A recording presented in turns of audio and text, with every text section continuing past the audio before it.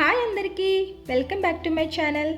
ఈరోజు వీడియోలో chicken pepper fry ఎలా చేసుకోవాలో చూపించబోతున్నాను. ఇది రసం, సాంబార్ లాంటి వాటికి సైడ్ డిష్లా కానీ లేదా స్టార్టర్లా కానీ తీసుకోవచ్చు. మరి రెసిపీ స్టార్ట్ చేసే ముందు నా ఛానల్ని ఫస్ట్ టైం చూస్తున్నట్లయితే సబ్స్క్రైబ్ చేసుకోండి. ఇంకా ప్రాసెస్ ఏంటో చూసేద్దామా? ముందుగా ఈ చికెన్ ఫ్రైకి మసాలా ప్రిపేర్ చేసుకుందాం.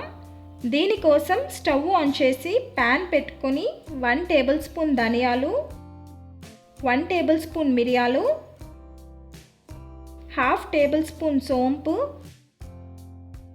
3 లవంగాలు, 2 యాలకులు, కొద్దిగా దాల్చిన చెక్క వేసుకొని ఫ్రై చేసుకోవాలి. స్టవ్ని లో ఫ్లేమ్లో మాత్రమే ఉంచి కలుపుతూ మాడిపోకుండా డ్రై రోస్ట్ చేసుకోవాలి. అన్నీ బాగా వేగిన తర్వాత వీటిని సెపరేట్గా తీసుకుందాం.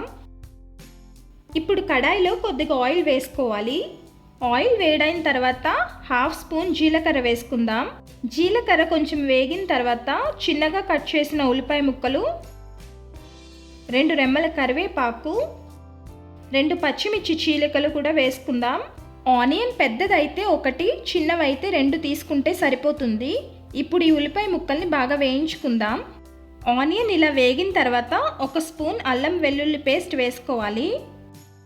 ఈ అల్లం వెల్లుల్లి పచ్చివాసన పోయేంత వరకు వేయించి ఇప్పుడు నీట్గా వాష్ చేసి పెట్టుకున్న 1/2 కిలో చికెన్ని ఇందులోకి వేసుకుందాం.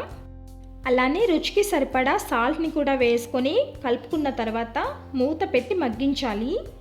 ఈలోపు మనం మసాలాని మిక్సీ పట్టి తీసుకుందాం. మనం ముందుగా వేయించి పెట్టుకున్న ధనియాలు, మిరియాలు వాటిని ఈ మిక్సీ జార్లోకి వేసుకొని అలానే కొద్దిగా ఎండు కొబ్బరి కూడా వేసి గ్రైండ్ చేసి తీసుకోవాలి.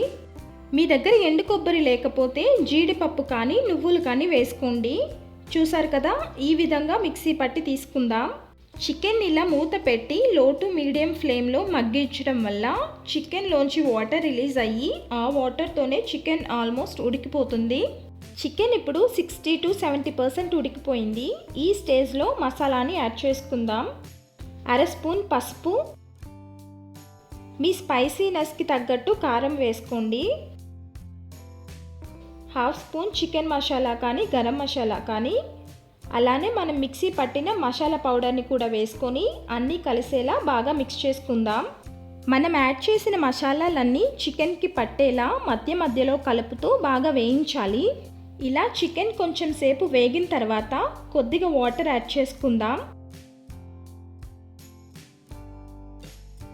ఇప్పుడు ఒకసారి కలిపి వాటర్ అన్నీ ఎగిరిపోయి చికెన్ బాగా ఉడికే వరకు కలుపుతూ వేయించుకోవాలి. చికెన్ మెత్తగా ఉడికిపోయిన తర్వాత ఫైనల్గా 2 రెమ్మల కరివేపాకు, కొద్దిగా కొత్తిమీరను వేసి ఒకసారి కలుపుకుంటే మన tasty and spicy chicken pepper fry ready అయిపోయింది. ఈసారి చికెన్ తెచ్చుకున్నప్పుడు మీరు కూడా ఇంట్లో ఈ చికెన్ పెప్పర్ ఫ్రైని నేను చెప్పిన ప్రాసెస్లో ట్రై చేసి చూడండి. చేసిన తర్వాత ఎలా వచ్చిందో మీ ఫీడ్బ్యాక్ని కామెంట్స్లో చెప్పండి. అలానే వీడియో నచ్చితే లైక్ చేసి మీ ఫ్యామిలీ ఫ్రెండ్స్కి కూడా షేర్ చేయండి. ఇలాంటి మంచి రెసిపీస్ కోసం ఛానల్ని సబ్స్క్రైబ్ చేసుకోవడం మర్చిపోవద్దు. Thank you for watching.